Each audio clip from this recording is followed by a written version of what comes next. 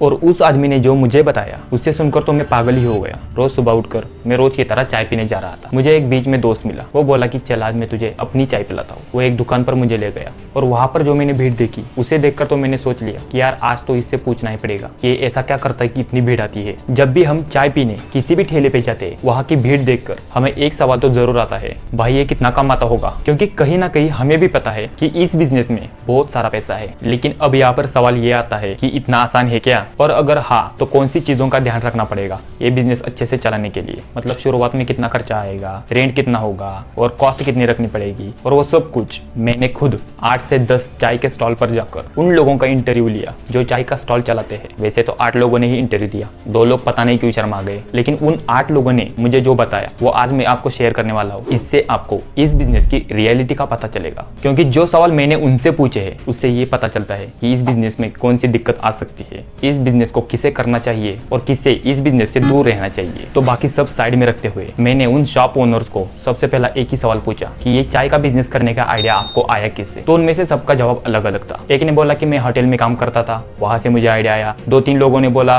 कि मेरे पिता का बिजनेस है, वहीं से मैंने शुरू किया है। 2-3 लोगों ने बोला कि मैं और मेरे दोस्तों ने ये आइडिया शुरू किया। एक ने बोला कि मैं तो पहले से यही करना चाहता था इसलिए मैंने ये बिजनेस शुरू किया। तो देखा जाए तो ये बिजनेस कोई भी कर सकता है। उसके बाद मैंने उनसे पूछा कि इस बिजनेस से पहले आपने कोई जॉब किया है क्या। तो उनमें से तो 4 स्टूडेंट ही थे, तो उनका और जॉब का कोई रिलेशन ही नहीं है। लेकिन बाकी 4 जो थे उन्होंने कहीं ना कहीं जॉब किया हुआ था, उनको थोड़ा सा एक्सपीरियंस था। तो बाद में मैंने उनको अगला सवाल पूछते हुए कहा कि इस बिजनेस में आपको शुरुआत में कितनी इन्वेस्टमेंट लगी। इसमें भी सबका जवाब अलग अलग था, क्योंकि कुछ लोगों ने अपनी दुकान 10 साल पहले शुरू की थी, लेकिन कुछ का बिजनेस तो सिर्फ 2 साल पहले ही शुरू हुआ था। उस टाइम की इन्वेस्टमेंट और इस टाइम की इन्वेस्टमेंट इसमें बहुत फर्क है। तो कुछ लोगों ने कहा कि मेरा दुकान तो 30,000 में भी शुरू हो गया था, कुछ लोगों ने कहा कि मुझे 50,000 लगे। तो शुरुआत में एवरेज देखा जाए तो आपको थोड़ी इन्वेस्टमेंट तो करनी पड़ेगी, क्योंकि रियलिटी दिखा रहा हूँ भाई। एरिया वाइज आपका शुरुआती खर्चा डिसाइड होगा। अगर आप अच्छे सिटी में हो तो आपका खर्चा थोड़ा सा ज़्यादा होगा, मतलब 40-50 हज़ार तो लगेंगे। लेकिन आप गांव में हो तो आपका मतलब 20-30 हज़ार में भी काम हो जाएगा। अब आप बोलोगे कि यार सिर्फ चाय का ठेला ही लगाना है तो इतना पैसा क्यों लगेगा। तो भाई सुनो, तो सबसे पहली ये बात है, आपको एक ठेला लेना पड़ेगा, उसका 5-10 हज़ार पकड़ लो। उसके बाद गैस ले लो और सिलेंडर ले लो तो उसका 3 हज़ार तो लगेगा। उसके बाद चाय रखने के लिए एक बड़ा, वो क्या बोलते हैं उसको, पतीला होना चाहिए, तो 1 हज़ार उसका लगेगा। उसके बाद आपको एक बड़ा चम्मच लेना पड़ेगा वो चाय को लेने के लिए। उसके बाद आपको डिब्बे लगेंगे, तो इसका लगभग खर्चा हो जाएगा 1000 से 1500 तक। साथ ही साथ आपको दुकान का एक छोटा सा बोर्ड लगाना पड़ेगा, तो उसका 500-1000 पकड़ लो। उसके बाद आपको अदरक मसाला हो गया, चाय का मसाला भी होता है ना, तो उसका हो गया। और आपको साथ ही साथ दुकान का रेंट भी देना पड़ेगा, शुरुआत में डिपॉजिट भी देना पड़ेगा। तो शुरुआत में थोड़ा सा ज्यादा खर्चा है। उसके बाद मैंने उनको एक सवाल पूछा, रोज का खर्चा कितना आता है। तो उन्होंने सोचकर बताया मुझे, दूध, शक्कर,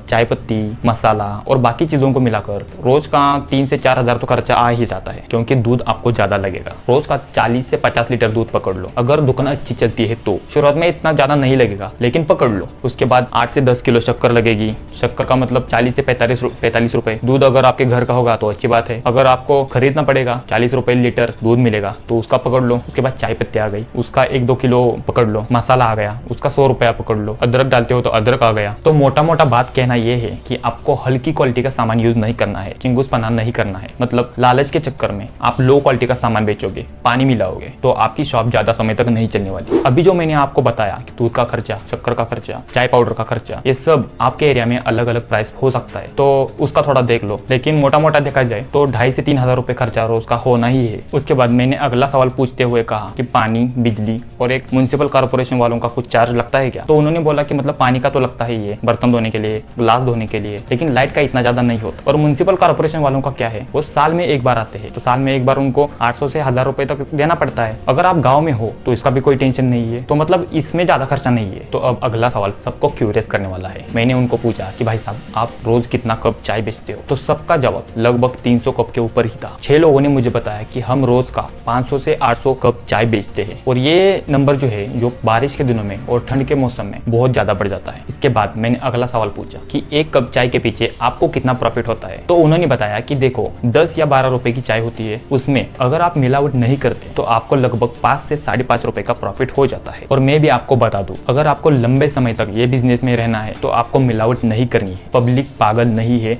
वो जल्द ही पहचान जाएगी। अगला सवाल मैंने उनसे पूछते हुए कहा कि आपके शॉप का टाइम क्या होता है। तो उनमें से कुछ लोगों ने कहा कि हमारे शॉप का टाइम सुबह 6 बजे से सुबह 10 बजे तक और शाम को 5 बजे से 9 बजे तक होता है। लेकिन 2 या 3 दुकानदारों ने मुझे बताया कि हमारा शॉप पूरे दिन भर चालू रहता है। जाहिर है थोड़ा तो ज्यादा प्रॉफिट होता ही होगा। इतना सुनने के बाद मैंने उनसे अगला सवाल पूछा कि आपको इस बिजनेस को शुरू करने के लिए कौन से डॉक्यूमेंट लगते हैं। तो उन्होंने बताया कि ज्यादा डॉक्यूमेंट फिलहाल तो आपको नहीं चाहिए, आपके पास सिर्फ फूड लाइसेंस होना चाहिए और फूड लाइसेंस आपको किसी भी एजेंट के थ्रू मिल जाएगा। अगर आपको फूड लाइसेंस कैसे मिलता है पता नहीं है तो इसकी सारी जानकारी मैं डिस्क्रिप्शन में डाल दूंगा। किसी भी बिजनेस के लिए एडवर्टाइजमेंट करना बहुत बहुत इंपॉर्टेंट होता है। अब जब मैंने इनको ये पूछा कि आप इस बिजनेस के लिए एडवर्टाइजमेंट करते हो क्या, तो उन्होंने बताया कि चाय का बिजनेस एक ऐसा बिजनेस है कि आपको ज्यादा एडवर्टाइजमेंट नहीं करनी है, लेकिन आपको क्वालिटी अच्छी रखनी है, क्योंकि क्वालिटी अच्छी रहेगी तो ही कस्टमर आपके पास चला आएगा। तो मैं भी आपको बता दूं कि कुछ भी हो जाए लेकिन आपके चाय की क्वालिटी अच्छी रहनी चाहिए, मिलावट नहीं करनी है। और एक बात बता दूं, अगर आपकी दुकान में साफ सफाई होगी, मतलब गंदगी नहीं होनी चाहिए, तो कस्टमर को भी अच्छा एक्सपीरियंस मिलेगा। आप खुद सोच कर देखो, किसी दुकान पर गंदगी है, चाय तो अच्छी है लेकिन गंदगी, आप जाना पसंद नहीं करोगे वहां पर। तो मेरा इस बिजनेस को लेकर अगला सवाल था कि लोकेशन कितना इंपॉर्टेंट है इस बिजनेस के लिए। तो उन्होंने बताया कि जहां पर भी भीड़ होती है वहां पर आप ये बिजनेस शुरू कर सकते हो। तो मैं आपको बता दूं, किसी भी कॉलेज या स्कूल के सामने आप ये बिजनेस शुरू कर सकते हो। किसी भी सरकारी अस्पताल या फिर सरकारी दफ्तर के सामने, कोई भी प्राइवेट कॉर्पोरेट ऑफिस होगा, कंपनी होगी, बाजार की जगह पर आप ये बिजनेस शुरू कर सकते हो। अगर आप अच्छे से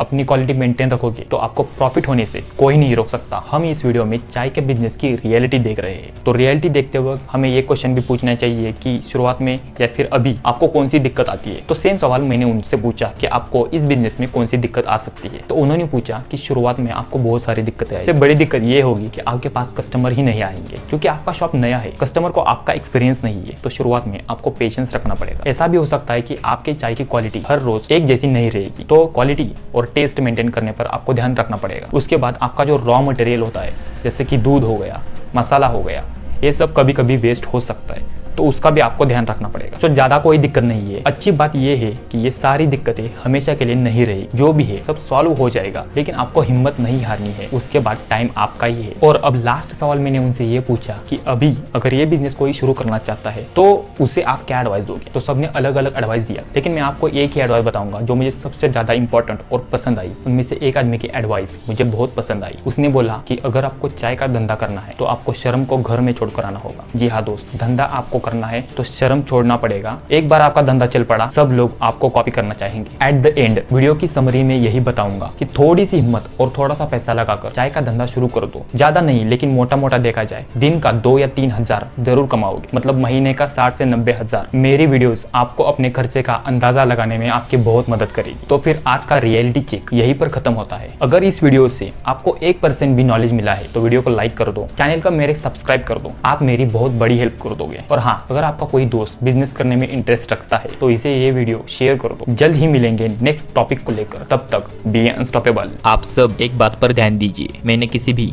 फ्रेंचाइजी बिजनेस का एग्जांपल नहीं लिया है। सारे इंटरव्यू मैंने सिर्फ उन शॉप ओनर के लिए है जिनका अपना खुद का शॉप है। ऐसा करने का सिंपल रीजन है, फ्रेंचाइजी मॉडल में आपको ज्यादा पैसा लगाना पड़ेगा। शायद उसमें प्रॉफिट ज्यादा हो सकता है, लेकिन फ्रेंचाइजी कितना सही है और कितना गलत, इस पर हम दूसरे वीडियो में चर्चा करेंगे। फिलहाल मैंने कम लागत में शुरू होने वाली चाय शॉप पर फोकस किया है।